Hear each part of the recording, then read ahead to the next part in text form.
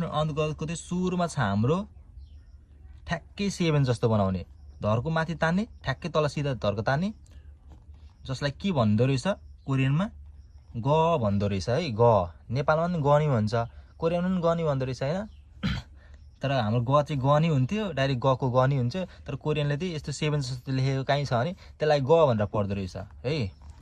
अर्को छ हाम्रो यहाँनिर ठ्याक्कै एल, इङ्ग्लिसकै एल हुन्छ नि त्यस्तै एल जस्तो बनाउने, जसलाई चाहिँ के भन्दो रहेछ न भन्दो रहेछ है। अर्को हुन्छ हाम्रो ठ्याक्कै सी जस्तो तर बट्टा जस्तो बनाइदिने, सी पनि यस्तो घुमाउने होइन, बट्टा जस्तो टक टक काटेर यसरी बनाउने, जसलाई चाहिँ के भन्ने द भन्दो रहेछ। अर्को हुन्छ हाम्रो ठ्याक्कै नेपालीमा ट जस्तो, तर यता ठ्याक्कै यस्तो धर्को तान्ने, ठ्याक्कै सिधा धर्को तान्ने, सिधा सिधा सिधा धर्को तान्ने, यसरी घुमाउने, घुमाउँदा पनि हुन्छ। तर अहिले सिक्दाखेरि चाहिँ तपाईँहरू सिक्दाखेरि चाहिँ टक्कसँग धर्को तान्ने यसरी ठ्याक्कै ट जस्तो, इङ्ग्लिसमा यो टु जस्तो पनि देखिन्छ, जसलाई चाहिँ हामी के भन्दो रहेछौँ भन्दाखेरि र भन्दो रहेछौँ।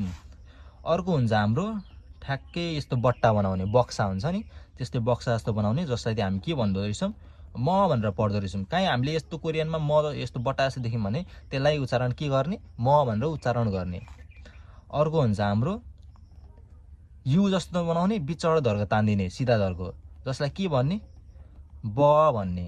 अर्को हुन्छ हाम्रो ठ्याक्कै उल्टो भी बनाउने, जसलाई के भन्छ स भन्दो रहेछ है। बुझ्नुभयो?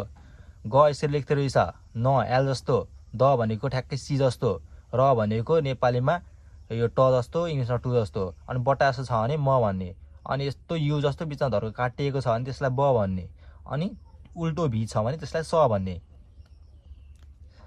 अब यो पढ्दाखेरि ग न द र म बस, ग न द र म बस, ग न द र म बस, ग न द र म बस, ग न द र म बस। अब यसलाई चाहिँ सर्टकटमा बनाउँदाखेरि के भन्छ भन्दाखेरि हामीलाई सरले सिकाउनुहुन्थ्यो यसलाई ग न द र म बस भनेको ग न द गु न द रि मा बस, छिटो पर्दा गुन्द्रीमा बस होइन, ग न द र म बस, गुन्द्रीमा बस, ग आयो ग न द र म बस भयो, गुन्द्रीमा बस भयो है। यति गर्दाखेरि अब हाम्रो अर्को कतिवटा भयो, एउटा दुईवटा 3 4 5 6 7वटा भएछ होइन।